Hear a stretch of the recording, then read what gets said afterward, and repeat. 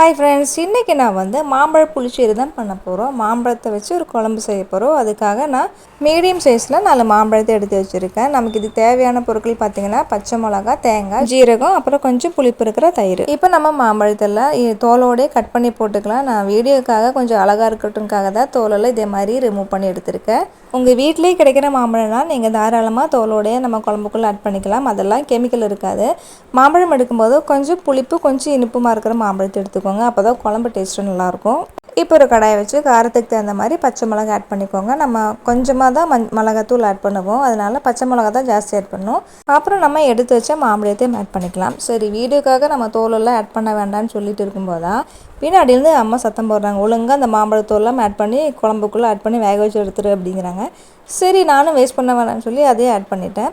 அப்புறம் கொஞ்சமாக மஞ்சத்தூள் போட்டு நம்ம ஸ்டவ் பற்ற வச்சு வேக விட்டுக்கலாம். அது வேகிற டைமில் உங்களுக்கு தேவையான குழம்பு எவ்வளோ வேணுமோ அந்த அளவுக்கு நீங்கள் தேங்காய் ஆட் பண்ணிக்கோங்க. தேங்காயும் ஒரு அரை டீஸ்பூன் ஜீரகத்தையும் ஆட் பண்ணி நல்லா அரைச்சி எடுத்துக்கோங்க. இப்போ ஒரு 10 நிமிஷமாக மாம்பழம்லாம் நல்லா கொதிக்க ஆரம்பிச்சிருச்சு. ஆனால் முழுசாக வேகலை, இன்னும் கொஞ்சம் நேரம் வேகணும். இந்த டைமில் உங்களுக்கு காரத்துக்கு தகுந்த மாதிரி கொஞ்சம் மிளகாத்தூள் ஆட் பண்ணிக்கோங்க. அதுக்கப்புறம் 5 நிமிஷம் இப்படியே கொதிக்க விட்டுக்கோங்க. அதுக்கப்புறம் நம்ம அரைச்சி வச்ச தேங்காயும் இது கூட ஆட் பண்ணி நல்லா மிக்ஸ் பண்ணி எடுத்துக்கோங்க. தேங்காயெல்லாம் நல்லா மிக்ஸ் பண்ணி விட்டதுக்கப்புறம் ஒரு மீடியம் ஃப்ளேமில் வச்சு ஒரு 10 நிமிஷம் தேங்காய் கொதிக்கிறதுக்காக விட்டுக்கோங்க. இந்த குழம்பு பார்த்திங்கன்னா சாப்பிடும்போது இனிப்பு பிடிக்காதவங்களுக்கு சுத்தமாக செட் ஆகாது.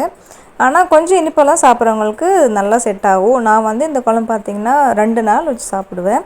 இப்போ நம்ம தேவையான அளவுக்கு உப்பு ஆட் பண்ணி நல்லா கொதிக்க விட்டுக்கலாம். இந்த டைமில் நம்ம அதே ஜாரில் கொஞ்சம் தயிர் ஆட் பண்ணிக்கோங்க. கொஞ்சம் அதிகமாகவே ஆட் பண்ணிக்கோங்க. புளிப்புக்கு தகுந்த மாதிரி எடுத்துக்கோங்க. ரொம்ப புளிப்பும் வேண்டாம், ஆனால் மீடியமாக இருக்கட்டும். இப்போ நம்ம இது மிக்சியில் போட்டு ரெடி அடித்து எடுத்துக்கலாம். இப்போ தேங்காய்லாம் நல்லா கொதிச்சு வந்துருச்சு. இந்த டைமில் உப்பு, காரம், இனிப்பெல்லாம் கரெக்டாக இருக்கான்னு பார்த்துக்கோங்க. நான் டேஸ்ட் பண்ணி பார்க்கும்போது எனக்கு இந்த குழம்புல மாம்பழத்தோட இனிப்பு கொஞ்சம் கம்மியாக இருந்துச்சு. அதனால் நான் 1லேருந்து 2 டீஸ்பூன் கரும்பு சர்க்கரை ஆட் பண்ணி நல்லா மிக்ஸ் பண்ணி எடுத்துட்டேன். இப்போ எல்லாத்தையும் நல்லா மிக்ஸ் பண்ணி விட்டு கொதிக்கிட்டு பார்த்திங்கன்னா குழம்போட கலர் கொஞ்சம் சேஞ்ச் ஆயிடுச்சு. அந்த கரும்பு சர்க்கரையும் முதல்ல மெல்ட் ஆகி வரும்போது கொஞ்சம் டார்க்கான கலர் கிடைக்கும். அதுக்கப்புறம் நம்ம அடித்து வச்சு தயிர் இது கூட ஆட் பண்ணி நல்லா மிக்ஸ் பண்ணி விட்டுக்கோங்க. தயிர் ஆட் பண்ணும்போது ஃப்ளேம் கொஞ்சம் கம்மி வச்சுக்கோங்க. அதுக்கப்புறம் லைட்டாக கொதி வரும்போதே நம்ம அது ஆஃப் பண்ணிக்கலாம். தயிர் ஊற்றுனதுக்கப்புறம் நம்ம கையெடுக்காமல் மிக்ஸ் பண்ணிகிட்டே இருக்கணும். மிக்ஸ் பண்ணலைன்னா நம்ம தயிரெல்லாம் பிரிஞ்சு வர்றதுக்கு சான்சஸ் அதிகமாக இருக்குது.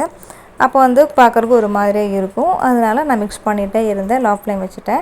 அதுக்கப்புறம் கொஞ்சம் நேரம் விட்டதுக்கப்புறம் இதே மாதிரி லைட்டாக கொதி வர பபிள்ஸ் வருது பார்த்திங்களா, அந்த மாதிரி கொதி வந்ததுமே நான் ஸ்டவ் ஆஃப் பண்ணிட்டேன். அதுக்கப்புறம் நல்லா அந்த சட்டியில் இருக்கிற சூடு கொஞ்சம் ஆறுற வரைக்கும் நல்லா மிக்ஸ் பண்ணிகிட்டே இருந்தேன்.